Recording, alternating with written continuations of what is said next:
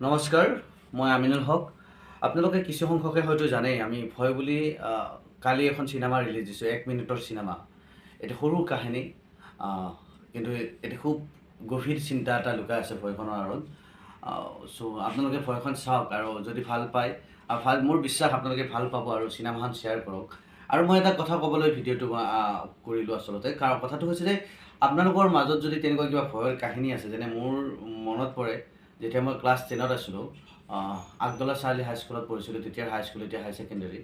যেতিয়া আমাৰ বিদায় সভাখন হৈছিল, বিদায় সভাৰ দিনা মই ঘৰতে ভাবি গৈছিলোঁ যে আজি মই তাত মিটিঙত মানে বিদায় সভাত মাইকত বা মঞ্চত উঠি কিবা ক'ম। আৰু সেনেকৈ কম বুলি ভাবি থাকোঁতে মিটিংখন শেষ হ'ল, কিন্তু কোৱা নহ'ল। কাৰণটো হ'ল ভয়।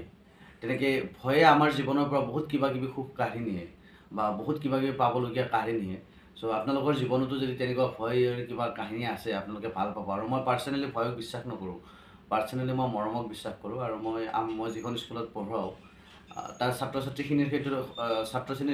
ছাত্ৰীৰ ক্ষেত্ৰতো মই সেইটোৱে মানে ভাবোঁ যে সিহঁতে মোক ভয় কৰাতকৈ বেছি ভাল পাওক। নহ'লে এনেকুৱা হয়, যদি ল'ৰা ছোৱালীয়ে মোক বহুত বেছি ভয় কৰে, কেতিয়াবা বোলে ধৰি লোৱা সিহঁতৰ পেচাব কৰা লাগিছে, কিন্তু ভয়তে মোক ক'ব পৰা নাই যে মই পেচাব কৰা লাগিছে ছাৰ, আৰু সিহঁতে ভয়তে পেটটো ফুলাই বহি থাকিব।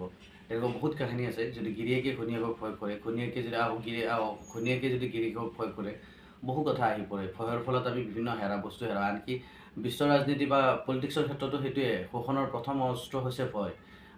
যদি আপুনি কাৰোবাৰ বিৰুদ্ধে মাত মাতিছে, তেনেহ'লে কাৰোবাৰ এজনক হত্যা কৰাই দিয়া হ'ব, জেলত দিয়া হ'ব, যাৰ ফলত আনবোৰে ভয় খায়, যাতে তেওঁৰ বিৰুদ্ধে কথা নকয়, তেনেকুৱা হয়। চ' ভয়খন আপোনালোকে চাব। আমাক ইকিগাইৰ সময়ত যথেষ্ট আৱাৰ্ছ গ'ল যদিও, মানে লাষ্ট আমাৰ 70 ঘণ্টা লগত আছিলে 4000 ঘণ্টা হ'বলৈ, কিন্তু সেইটো হৈ নুঠিল। এতিয়া গৈ আকৌ প্ৰায় 150-200 ঘণ্টা পাইছে। আৰু পুতলা নাচখনো দিছোঁ, কিন্তু সিমানখিনি কভাৰ কৰিব পৰা নাই। আপোনালোকে চাওক, ভাল পাব। আৰু বিশেষকৈ ভয়খন চাব লাগে।